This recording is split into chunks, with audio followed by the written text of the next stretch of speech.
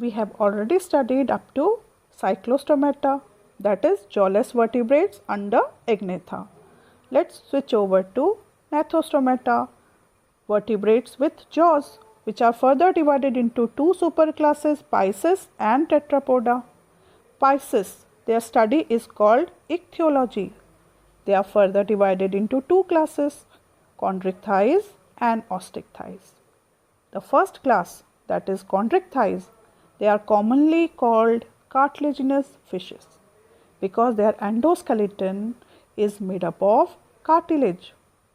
They have got a streamlined body and they have got a covering which has got internal scales. These internal scales are called placoid scales. They are having sharp teeth which are also modified placoid scales. Their respiration is through gill slits which are not covered by any operculum. They lack air bladders. That's why they have to continuously swim. They are poikilothermic, means cold-blooded.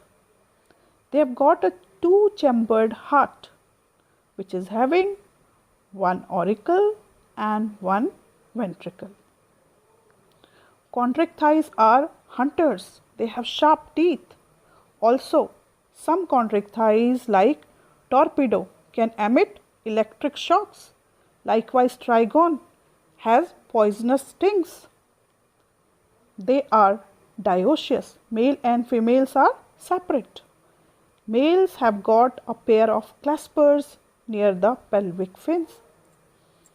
They are generally viviparous and give birth to the young ones. These are few examples: Carcharinus, Scoliodon, dogfish, Priscus, trigon. Okay, now let's move to ostick thighs. They are bony fish. So these bony fish have an endoskeleton made up of bones. Their body is also streamlined, but their skin has got external scales which are called cycloid or ctenoid scales. You can see it's a streamlined body with paired fins. There they have got gill slits covered by air operculum, and they also have air bladder for swimming. Now they also have two-chambered heart. They are also dioecious, poikilothermic. Now here the fertilization is external. They generally lay eggs. These are few examples: Hippocampus and Exocetus. They are marine bony fish, whereas Labio and Cutla, they are freshwater bony fish. After even these, Betta and Pterophyllum, they are very commonly used in aquarium. So we have studied PISCES. Now let's move to Tetrapoda. Tetrapoda means animals having four legs. The first class in this is amphibians. So amphibians have a typical body made up of head and trunk.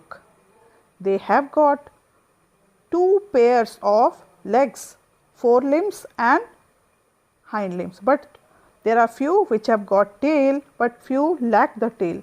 They always have a skin which is moist, and their eyes are covered by a nictitating eyelid, and they have got a small structure called as tympanum, hearing organ. In amphibian, they have a common chamber called as cloaca, which is the opening of three systems, that is digestive system, excretory system and reproductive system. They show alternation of generation, that is their larval stage. In larva they respire through gills, whereas adult they respire through skin or lungs. They have three-chambered heart. They are oviparous and they require water for laying the eggs. The fertilization is external. After the eggs hatch, they develop into tadpole. Tadpoles, they show metamorphosis and they develop into young ones. Now these are few examples: Bufo, Rana, Hyla and Salamandra.